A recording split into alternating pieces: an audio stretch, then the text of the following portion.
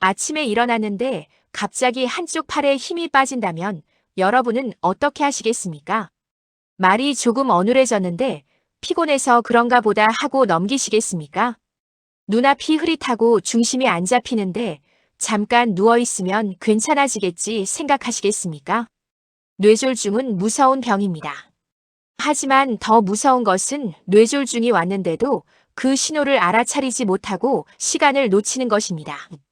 오늘은 뇌졸중이 오기 전 또는 뇌졸중이 시작될 때 몸이 먼저 보내는 위험 신호 6가지와 그 순간 절대 하면 안 되는 행동까지 아주 쉽게 말씀드리겠습니다. 특히 혼자 계시는 시니어분들, 부모님 건강이 걱정되는 자녀분들, 고혈압이나 당뇨가 있는 분들은 오늘 내용을 꼭 끝까지 들어보셔야 합니다.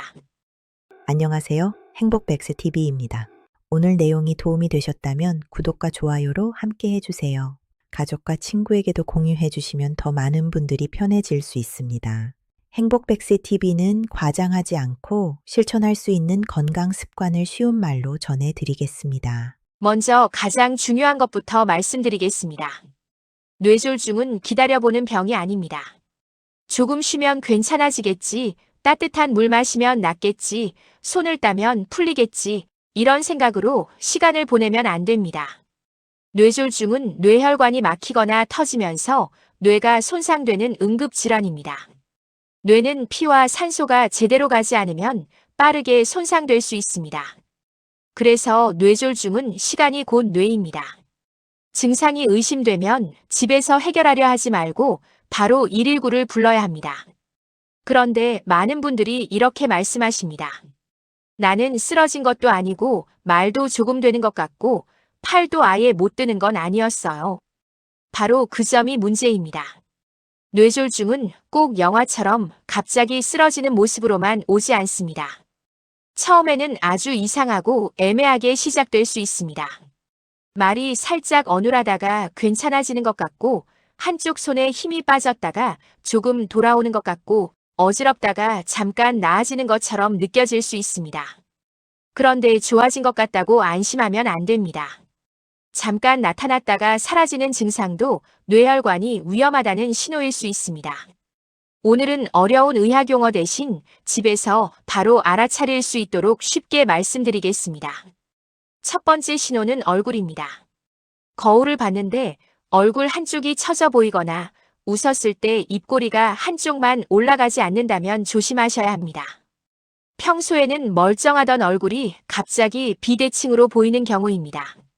입 주변이 이상하게 당기거나 침이 한쪽으로 새거나 물을 마시는데 한쪽 입가로 흘러내릴 수도 있습니다. 시니어분들은 이런 일이 생기면 얼굴에 바람 맞았나, 피곤해서 그런가, 치과 문제인가 생각하기 쉽습니다. 물론 다른 원인도 있을 수 있습니다. 하지만 갑자기 생긴 얼굴 변화라면 뇌졸중 신호일 수 있으니 가볍게 넘기면 안 됩니다. 확인하는 방법은 간단합니다. 거울을 보고 활짝 웃어보세요. 양쪽 입꼬리가 비슷하게 올라가는지 보세요. 가족이 옆에 있다면 웃어보라고 말해보세요. 한쪽 입꼬리만 처지거나 얼굴 한쪽이 이상하게 굳어 보이면 바로 119를 생각해야 합니다. 두 번째 신호는 팔과 다리입니다. 갑자기 한쪽 팔이나 한쪽 다리에 힘이 빠지는 것입니다. 여기서 중요한 말은 한쪽입니다. 양쪽이 다 피곤한 느낌이 아니라 왼쪽만 이상하거나 오른쪽만 이상한 느낌이 드는 경우가 특히 중요합니다. 컵을 들었는데 한쪽 손에서 자꾸 떨어집니다. 젓가락질이 갑자기 잘 안 됩니다. 리모컨을 쥐었는데 힘이 빠집니다. 걸으려는데 한쪽 다리가 끌립니다. 슬리퍼가 한쪽만 자꾸 벗겨집니다. 이런 변화가 갑자기 생겼다면 그냥 근육이 약해졌나 보다 하고 넘기면 안 됩니다. 확인하는 방법도 어렵지 않습니다. 양팔을 앞으로 나란히 들어보세요. 눈을 감고 10초 정도 버텨보세요. 한쪽 팔이 힘없이 내려가거나 한쪽으로 돌아가거나 들고 있기 어렵다면 위험 신호일 수 있습니다.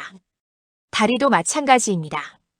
갑자기 한쪽 다리가 말을 안 듣거나 발이 끌리거나 걸음이 한쪽으로 쏠린다면 조심해야 합니다. 무릎 관절이나 허리 문제와 헷갈릴 수 있지만 갑자기 한쪽에 생긴 변화라면 뇌졸중을 먼저 의심해야 합니다. 세 번째 신호는 말입니다. 뇌졸중이 오면 말이 어눌해질 수 있습니다. 발음이 세고 혀가 꼬이고 말이 뭉개지고 평소처럼 또렷하게 말이 나오지 않을 수 있습니다. 가족이 듣기에 술 마신 사람처럼 말한다는 느낌이 들 수도 있습니다. 그런데 더 중요한 것은 말이 안 나오는 경우뿐 아니라 남의 말을 이해하지 못하는 경우도 있다는 점입니다. 분명히 눈은 뜨고 있는데 질문에 엉뚱한 대답을 합니다. 이름을 물었는데 다른 말을 합니다. 전화 통화를 하는데 갑자기 말이 이상해집니다. 문장을 만들지 못하고 단어만 반복합니다. 이런 경우는 정말 빨리 움직여야 합니다. 확인하는 방법은 간단합니다. 짧은 문장을 따라 말하게 해보세요. 예를 들어 오늘 날씨가 좋습니다. 나는 지금 집에 있습니다. 이런 쉬운 문장입니다. 평소와 다르게 발음이 어눌하거나 말을 이해하지 못하거나 문장을 따라 하지 못하면 지체하면 안 됩니다. 특히 전화 통화 중에 부모님 말투가 갑자기 이상해졌다면 그냥 피곤하신가 보다 하지 마세요. 바로 다시 확인하고 필요하면 119를 불러야 합니다. 네 번째 신호는 눈입니다. 뇌졸중은 눈에도 신호를 보낼 수 있습니다. 갑자기 한쪽 눈이 잘 안 보이거나 시야 한쪽이 까맣게 가려지거나 물체가 두 개로 보일 수 있습니다. 어떤 분들은 커튼이 내려온 것처럼 보인다고 표현하기도 합니다. 또 어떤 분들은 눈이 침침한 줄 알고 안약을 넣거나 노안이 심해졌나 보다 하고 넘기기도 합니다. 하지만 평소와 다르게 갑자기 생긴 시야 변화는 그냥 눈 문제만은 아닐 수 있습니다. 특히 한쪽 눈이 갑자기 안 보이거나 양쪽 눈을 떠도 한쪽 방향이 잘 안 보이거나 물건이 두 개로 겹쳐 보인다면 주의해야 합니다. 확인할 때는 한쪽 눈 하나씩 가려보고 보이는지 확인할 수 있습니다. 하지만 확인하느라 시간을 오래 쓰면 안 됩니다. 갑자기 시야가 이상하고 다른 증상까지 함께 있다면 바로 도움을 요청해야 합니다. 다섯 번째 신호는 어지럼증과 중심 잡기 어려움입니다. 시니어분들은 어지럼증이 흔합니다. 그래서 더 헷갈립니다. 빈혈인가, 귀의 문제인가, 혈압 때문인가, 피곤해서 그런가 생각하기 쉽습니다. 물론 그런 원인도 많습니다. 하지만 뇌졸중에서 오는 어지럼증은 그냥 어지러질한 느낌과 다르게 갑자기 중심을 잡기 어렵고 똑바로 걷기 힘들 수 있습니다. 벽을 잡지 않으면 쓰러질 것 같습니다. 걸음이 한쪽으로 쏠립니다. 술에 취한 사람처럼 비틀거립니다. 어지러우면서 말이 어눌하거나 한쪽 팔에 힘이 빠지거나 물체가 두 개로 보이면 더욱 위험합니다.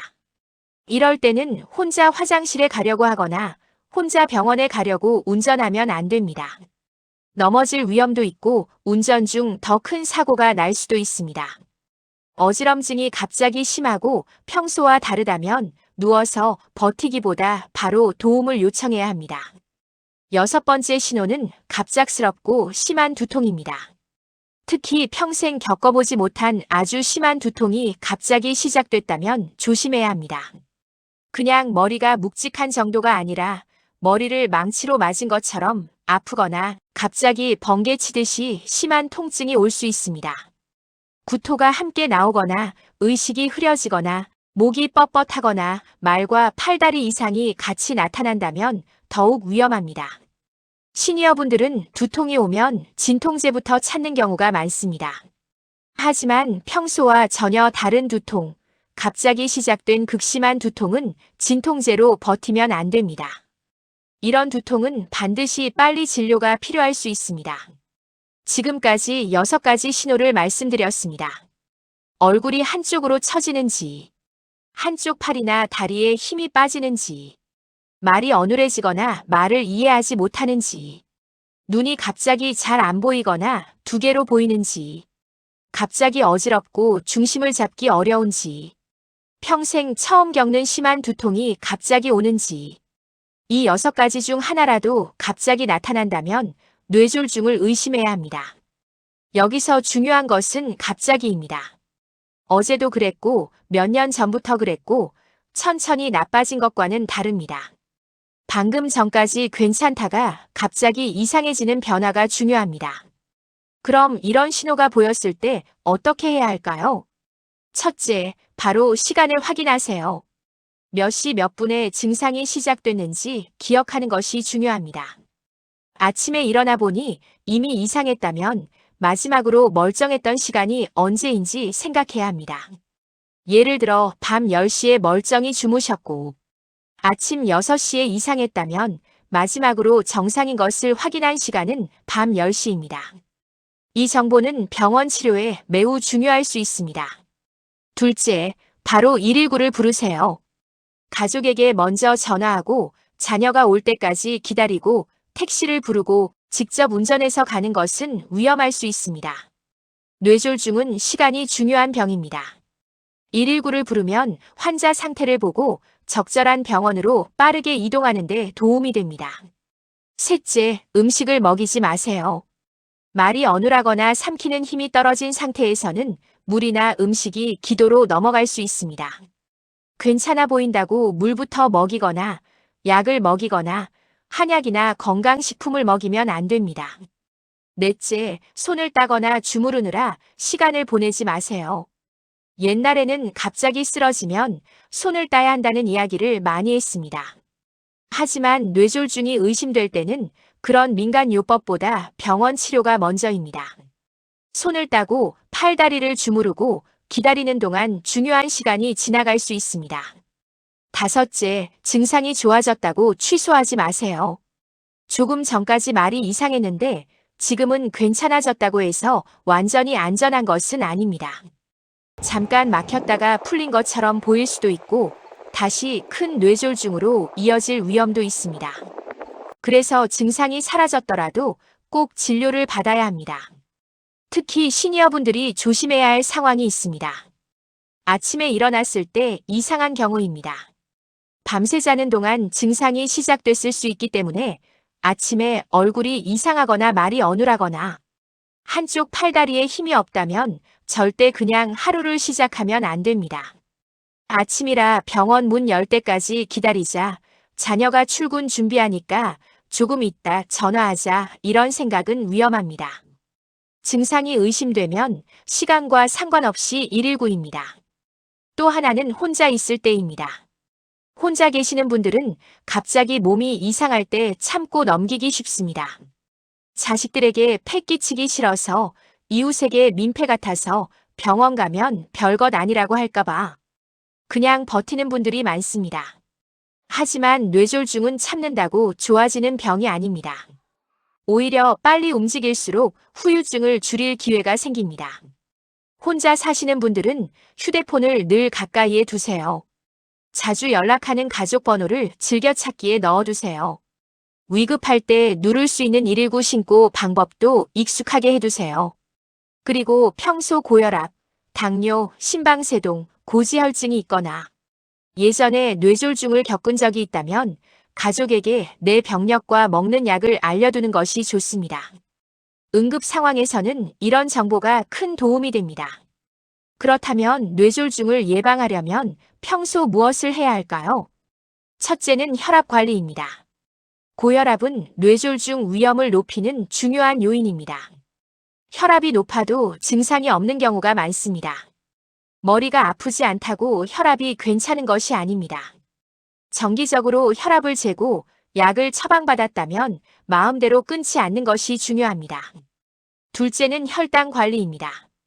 당뇨가 있으면 혈관 건강이 나빠질 수 있습니다. 혈당이 잘 관리되지 않으면 뇌혈관에도 부담이 됩니다. 공복혈당, 식후혈당, 당화혈색소를 꾸준히 확인하고 식사와 운동을 관리해야 합니다. 셋째는 콜레스테롤 관리입니다. 혈관 안에 기름때가 쌓이면 혈관이 좁아지고 막힐 위험이 커질 수 있습니다. 검진에서 콜레스테롤이나 중성 지방이 높다고 들으셨다면 그냥 넘기지 마세요. 넷째는 담배를 끊는 것입니다. 흡연은 혈관 건강에 큰 부담을 줍니다. 나이 들어서 이제 끊어도 소용없지 않나 생각하시는 분들이 있습니다. 그렇지 않습니다. 혈관 건강을 위해 금연은 언제 시작해도 의미가 있습니다. 다섯째는 술을 줄이는 것입니다. 술을 자주 많이 마시면 혈압, 혈당, 체중, 심장 리듬에도 영향을 줄 수 있습니다. 술은 약이 아닙니다. 잠이 잘 온다고 술을 드시는 분들도 있는데 실제로는 수면의 질을 떨어뜨릴 수 있습니다. 여섯째는 움직이는 습관입니다. 운동이라고 해서 꼭 헬스장에 가야 하는 것은 아닙니다. 하루에 조금씩 걷고 집 안에서라도 몸을 움직이고 오래 앉아있는 시간을 줄이는 것부터 시작하면 됩니다. 다만 이미 심장 질환이 있거나 어지럼증이 심하거나 운동 중 가슴 통증이 있다면 무리하지 말고 의사와 상의하셔야 합니다. 일곱째는 약을 꾸준히 복용하는 것입니다. 뇌졸중을 겪은 적이 있거나 혈압약, 당뇨약, 콜레스테롤약, 혈액을 묽게 하는 약을 처방받은 분들은 마음대로 중단하면 안 됩니다. 몸이 괜찮다고 약을 끊는 것이 가장 위험할 수 있습니다. 약은 증상이 있어서만 먹는 것이 아니라 위험을 낮추기 위해 먹는 경우도 많습니다. 여덟째는 정기검진입니다. 혈압, 혈당, 콜레스테롤, 심장 리듬을 정기적으로 확인하세요. 특히 심장이 불규칙하게 뛰는 심방세동은 뇌졸중 위험과 관련이 있을 수 있습니다. 가슴이 두근거리고 맥이 불규칙하다고 느끼면 확인해 보는 것이 좋습니다. 여기서 가족분들께도 꼭 드리고 싶은 말씀이 있습니다. 부모님이 갑자기 말이 이상하면 그냥 피곤하시구나 하지 마세요. 부모님이 갑자기 젓가락을 떨어뜨리거나 한쪽 발을 끌고 걷거나 전화 통화에서 말이 꼬이면 바로 확인하세요. 웃어보세요. 양팔 들어보세요. 간단한 문장 따라 해보세요. 그리고 이상하면 바로 119입니다. 부모님이 괜찮다고 해도 가족이 보기 이상하면 밀어붙여야 합니다. 뇌졸중은 환자 본인이 자신의 증상을 정확히 모를 수도 있습니다. 본인은 괜찮다고 하지만 실제로는 말이 어눌하고 얼굴이 처지고 한쪽 팔이 내려갈 수 있습니다. 그래서 가족의 눈이 정말 중요합니다. 오늘 내용을 쉽게 기억하는 방법을 알려드리겠습니다. 얼굴, 팔, 말, 눈, 어지럼, 두통. 이 6단어만 기억하세요. 얼굴이 한쪽으로 처지는가? 팔이나 다리에 한쪽 힘이 빠지는가? 말이 어눌하거나 이해가 안 되는가? 눈이 갑자기 안 보이거나 두 개로 보이는가? 어지럽고 중심을 못 잡는가? 평생 처음 겪는 심한 두통이 갑자기 오는가? 그리고 마지막 행동은 하나입니다. 즉시 119. 이것을 꼭 기억하세요. 오늘 영상을 보시면서 혹시 이런 생각이 드실 수 있습니다. 나는 나이가 많으니까 어쩔 수 없지. 고혈압도 오래됐고 당뇨도 있으니까 그냥 그런가 보다. 하지만 그렇게 생각하지 않으셨으면 좋겠습니다. 뇌졸중은 무섭지만 위험 신호를 알고 빨리 대처하면 결과가 달라질 수 있습니다. 예방도 가능합니다. 혈압을 재는 것, 약을 꾸준히 먹는 것, 짠 음식을 줄이는 것, 담배를 끊는 것, 조금씩 걷는 것, 정기검진을 받는 것. 이런 작은 습관들이 내 뇌혈관을 지키는 울타리가 됩니다. 그리고 응급 신호가 나타났을 때 바로 119를 부르는 용기가 나와 내 가족의 삶을 지킬 수 있습니다. 뇌졸중은 참는 병이 아닙니다. 눈치 보는 병도 아닙니다. 기다려보는 병도 아닙니다. 이상하면 바로 확인하고 의심되면 바로 119입니다. 오늘부터 가족과 함께 약속해보세요. 우리 집에서는 갑자기 얼굴, 팔, 말, 눈, 어지럼, 심한 두통이 생기면 바로 119를 부르자. 괜찮아지겠지 하고 기다리지 말자. 혼자 운전해서 병원 가지 말자. 물을 먹이거나 손을 따느라 시간을 보내지 말자. 증상이 사라져도 꼭 진료를 받자. 이 약속 하나가 언젠가 큰 차이를 만들 수 있습니다. 오늘 내용을 들으신 뒤에 부모님, 배우자, 친구에게도 꼭 알려주세요. 뇌졸중 신호는 알고 있어야 보입니다. 모르면 지나치고 알면 살릴 수 있습니다. 건강은 겁을 주기 위한 것이 아니라 지키기 위한 것입니다. 오늘도 내 몸이 보내는 작은 신호를 가볍게 넘기지 마세요. 특히 갑자기 생긴 변화는 내 몸이 보내는 긴급한 알림일 수 있습니다. 얼굴, 팔, 말, 눈, 어지럼, 두통. 그리고 119. 이것만큼은 꼭 기억해 주세요. 오늘도 끝까지 함께 해주셔서 감사합니다. 도움 되셨다면 구독과 좋아요로 응원해주세요. 행복 100세 TV 다음 영상에서 다시 뵙겠습니다.